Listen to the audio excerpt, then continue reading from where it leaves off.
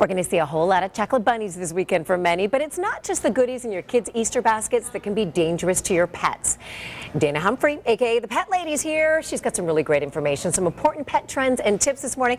And she brought a pet. This is Morgan, and Morgan is up for adoption, right? That's right. Oh, you got to see this sweet Morgan. Look at, come here, Morgan. Is a year and a half old. She's super sweet.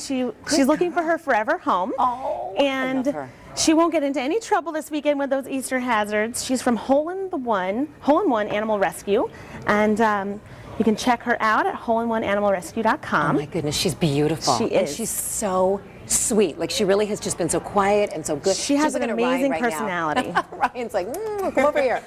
All right, so Morgan's stealing the show. We do have to give some information too, so we'll get back to Morgan. This time of year, any holiday, but this one involves a lot of chocolate. It can be deadly to your dog potentially, can't it? Right. As we get ready for Easter weekend, people are getting a lot of chocolate.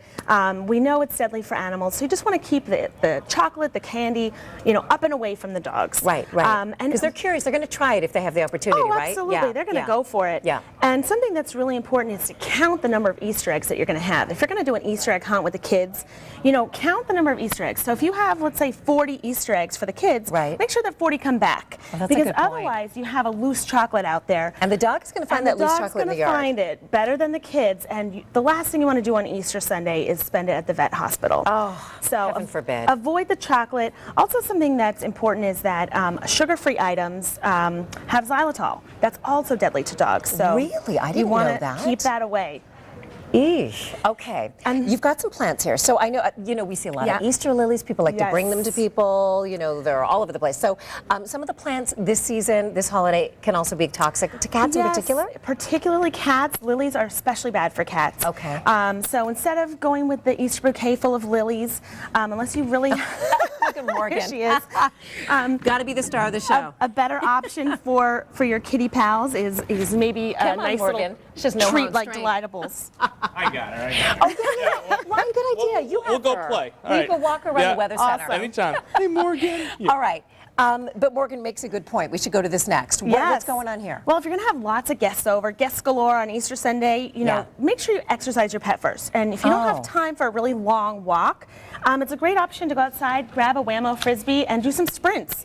Get them moving. Great idea. Get those short twitch muscles moving and active. So we have to get frustrated. Like, our pets are jumping all over the place. Go walk them. They have energy. They need to get that out. You can't expect them not to be jumping. Get out in the backyard, do those sprints, get them moving, and actually dogs only see in blue and yellow. Some new research came out. So if you throw a red Frisbee on green grass, they're going to see all gray. So this Whammo Frisbee is specifically designed with the blue and yellow so that they can see it. How about that? Get out there, toss it around, have some fun, get some exercise. Something else, if you're having a big ham dinner, right? Ham is very popular.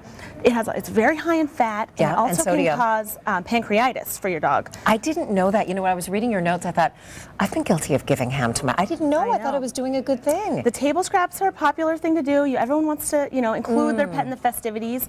But a better alternative is to give them something healthy, like dogs love kale. It's a super antioxidant, and it's also great for their skin and coat. Kale is that not the thing? Like, we're all having kale. Now the dogs like the kale too. Yeah, it's a superfood for everyone. Yeah, exactly. Okay.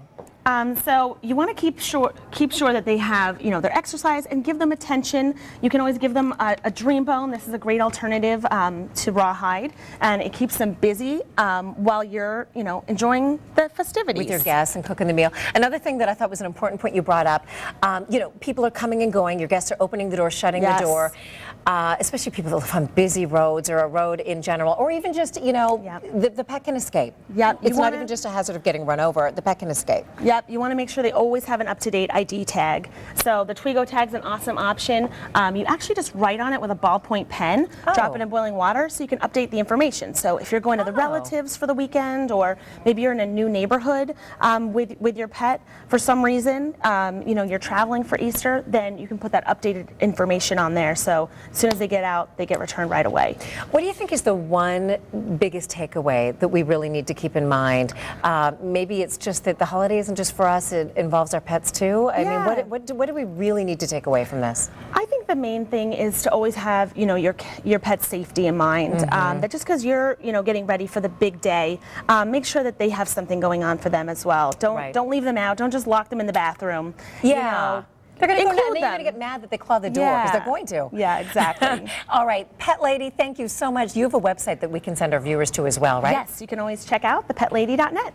Thank you so much. Good you. information there. All right, come here, Morgan. Come on, come on. There And you go. Morgan, You're back again, on can we just TV. do very quickly the update? Ryan, let's tell people again She's so where we can sweet. find out about Yep, Morgan. hole-in-one rescue. And actually, there's a rescue madness her. going on right now at doggybnb.com. You can check it out. You can vote for rescue puppies all around the country, and hopefully Morgan will find her forever home She is today. so sweet. Isn't Yeah. she ever? I can't wait to go home and try the red frisbee on the green grass. I just want to be looking all over for it. Doppler is going to be like, come on, Oh I yeah, can't see the he's thing. not the brightest, so this will be really, really fun. You want me to take Good Morgan girl. now All so you right, can work? we got to do some work, right? Weather time. All right, let's take a look at what's going on.